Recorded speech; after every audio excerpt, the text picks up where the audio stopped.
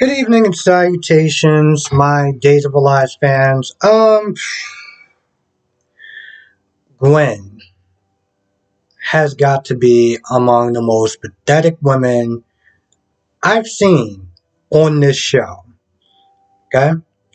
Now, you know, Xander wakes up from a dream and, he tells her about the dream and he's pretty much honest with her. He's just like, yo, listen, I'm not over Sarah. I don't know if I ever will be. And she's like, yeah, it's fine. I understand. She has that look on her face of disappointment, right? She has that look on her face of disappointment. Like she's sad to hear that. And she's like, listen, I came in here with no illusions. And I'm like, okay, you can say all of that, but your facial expression says something entirely different.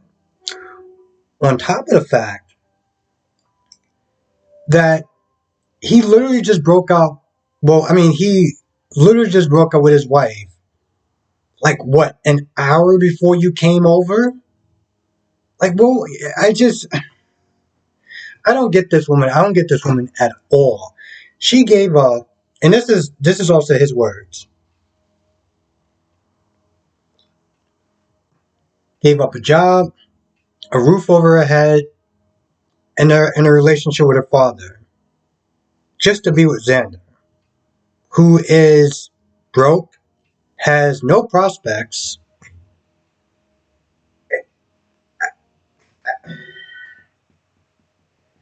I don't get that. I mean, I know she says she's talking about, I'm in love with you. I'm like, oh man, that's so stupid. I mean, I get it. It's a soap opera. We gotta sit there and do things and say things that make very little to no sense to the average person. But I mean, even within the soap opera realm, was this the best that you can do?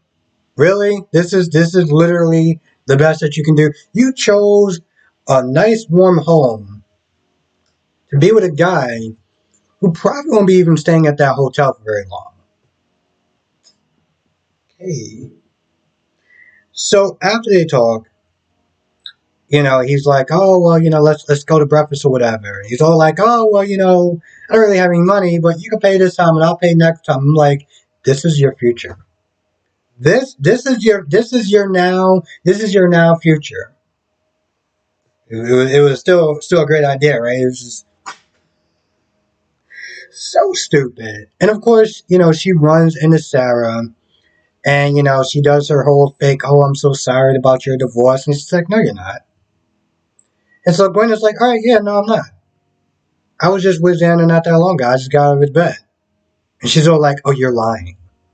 What would she have to lie about? Like, what would she have to lie about? And Xander came right on in and like, yeah, no, you're being serious. I was with her. And you can tell Sarah has that look on her face of mad, of anger and jealousy. I'm just like, boo, you're the one that came over there demanding him sign those papers. You don't get to, no. You don't get to do that. You don't get to sit there and be angry and jealous and you're the one that actually wanted that divorce. That's not how that works. You don't get to sit there and break out with somebody, but be upset that there was somebody else.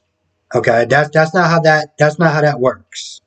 Okay, I think she might be a little bit confused. Um, let the record show. I've never liked Chanel. I mean, granted, after that actress left, they pretty much kind of toned down Chanel. Chanel was unwatchable to me. Like I literally want to fast forward through every single scene that she was in. Okay? This is the same girl that said being mature is overrated. I want to point that out. So Pauline is not asking her what's going on, what's up with you and Allie and this, what's going on. All I hear out of Chanel's mouth is excuses. That's all I had out of her mouth is excuses. Excuses, excuses, excuses. Woe is me, why are you taking her side? What are you, 12? That's all I heard. And Paulina was like, listen, she's going through a lot. She's grieving. Because it was one point where Chanel was like, Allie ain't listening to me. She's not understanding where I'm coming from. She's not even. She just lost her grandmother. What is? I'm like, you can't be this stupid. You simply can't be this dumb. Now, of course, you go up to the next story, and um, both Alex and Chanel. I mean, both Alex and Allie are hungover, and Alex is like, "Hey, listen, I'm sorry about my underwear, whatever. I can't find them," and um, making them think that they did something. Wendy overhears it, so Wendy's like, "Hey, what's going on?" So she starts asking these questions with Allie. What's going on? How did he lose his underwear? This, that, and third. In the beginning, she was like, "Oh, well, I don't mean to pry or anything like that." But then she starts asking a bunch of questions, and then she's all like, "Oh, I'm sorry, I didn't mean to really pry or anything." I was like, "No, bro, you need to pick a lane. You either are gonna pry unapologetically, or you're just not. You're gonna be like, it's none of my business." I mean, granted, Allie did sit there and say, "No, you can ask me," and then she got super defensive. So in reality, they actually both kind of look like idiots. Um, they talk about Chanel for a little bit. They talk about Johnny, and pretty much Allie just throws dirt on Johnny's name. Basically, Snitch is saying that he's a quote unquote Mormonizer, and it's like you need to sit there and start keeping your options open. Now, to an extent, I mean, Johnny, you're hanging out with Wendy, you're about to make out with Chanel. I don't know why Wendy didn't just walk the other way when that happened. But she agreed, hey, listen, we'll go on a date, this, that, and the third. And now she's starting to listen to what Ali is saying. As far as, just keep your options open because, Johnny has a history of just going back and forth and pretty much doing whatever he chooses, whatever he pleases. So she winds up meeting up with Trip later on and, she wants to spend some more time with him and yada, yada, yada. The only reason why I feel like there wasn't a romance before is because Joey was in the mix and she didn't want to sit there and, you know, be doing that to them. But now I feel like she's going to be one up doing that to them if the actor that plays Joey sticks around.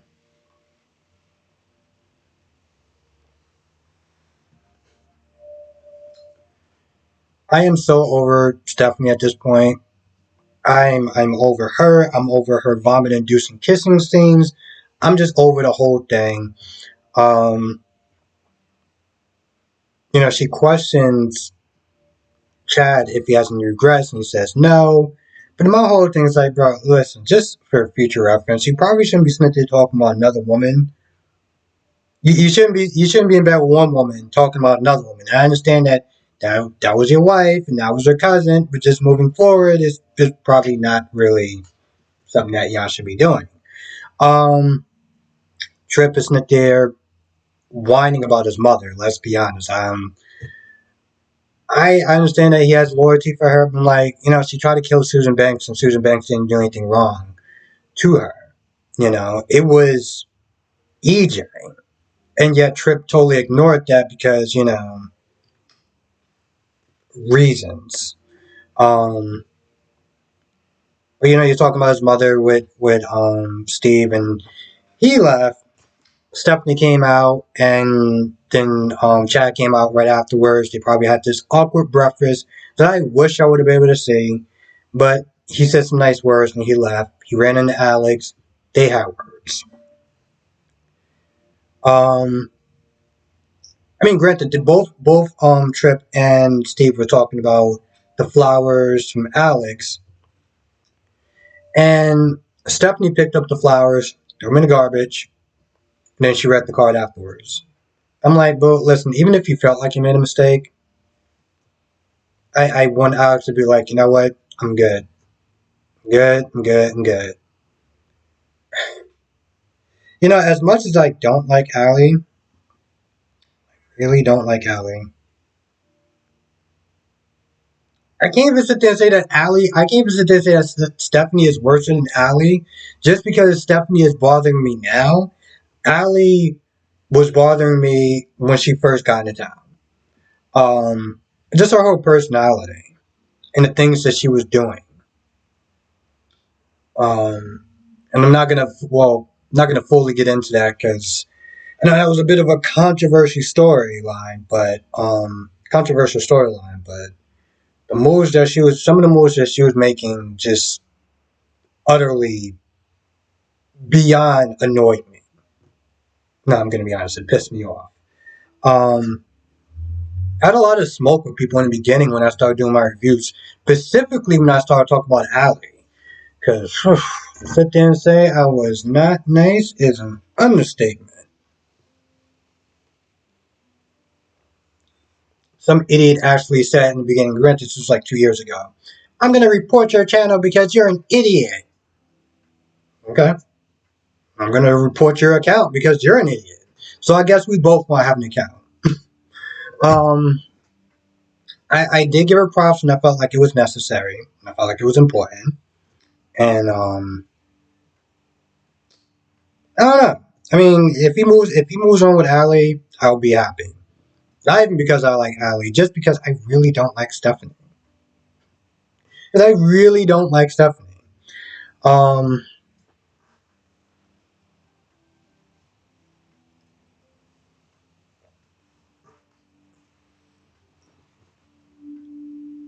let's see. Oh yeah, Sarah was meant to talking to Alex before that. She was talking about her divorce. Now she was done with him, and she talked about Alex, and yeah, I can understand where she's coming from, and you royally screwed up. And I'm like, yep, because that's what he needs to hear. He's already been heartbroken. He has a killer hangover, and he needs you to sit there and tell him how wrong he was. That's good. um, I mean, granted, she didn't go too hard on him, so I'm gonna cut her a little bit of slack. But she mostly talked about Xander and how she can't be with him because of blah blah blah blah blah. At this point, but I really don't care. I don't care. You was with him. You knew exactly who he was. You're stupid enough to sit there and think that your love would change him. And you was also dumb to sit there and realize that he kept saying that he changed for you. He was a better person for you. And you took that like some sort of fairy tale princess. And not at one point did you sit there and think, maybe he should be sitting there maybe he should be sitting there changing for himself. Is this the right thing to do? Ah, screw that. She didn't do that. So yeah, exactly. When she saw Xander with Gwen being all mad, I'm like, well, no one cares. Go frown and pout somewhere else. I'm pretty sure there's another part of the square you can hang out at. Go somewhere else. Go sit down somewhere. I got no sympathy for you. I mean, you took this dude back multiple times over and over and over and over and over again. Why should the audience actually have any sympathy for her? I'm thinking about that. I'm like, why should the audience have any sort of sympathy for her? Why? She doesn't deserve it. Fool me once, shame on me. Fool me, shame on. Yeah, fool me once, shame on me. Fool me twice, shame on you. Or is it shame on me? I don't remember which. I don't remember which one it is. Actually, tell you the truth, it is fool me once, shame on you. Fool me twice, shame on me. But I mean, bro, you kept just taking him back. Let me just double check other sides of the notes, because. Oh yeah, I almost forgot about that part. So yeah, Chanel did come back to see Allie, and they both apologized. But then Chanel saw underwear, and then she walked out. She saw Alex underwear, and she walked out because she assumed that he did something. That they did. Well, actually, what she said was, "Why should I take what you? Why should I believe what you're saying? What you're saying, but you didn't believe me when I said the same thing." And then she walked out. And I understood where she was coming from. I got where she was coming from. But at the end of the day, she did start this whole mess. And let's be very clear. She started that whole mess, and now she wants to sit there and try to play the blame game. to justify, oh, well, you're Smithy cheating on me. Well, you cheated first. And yes, it really does matter. Okay, it really does matter. I mean, granted, yeah, both of them are wrong, or both could be wrong for cheating on each other. But it really starts off with that initial hit. It's like if I get into a fight with someone and I hit this person, and then they hit me back, and I'm just like, well, you hit me also. That's not how that works. Yeah, I feel like I'm actually done. I feel like that's, oh, and Trip. Oh yeah, I forgot something. Trip when I'm hanging. Oh yeah, I said that. So yeah, I think that's pretty much about it. I can't really think of too much of anything else. So with that being said, I'm gonna go. I want to thank you for watching. Be safe, and I will see you in the next video.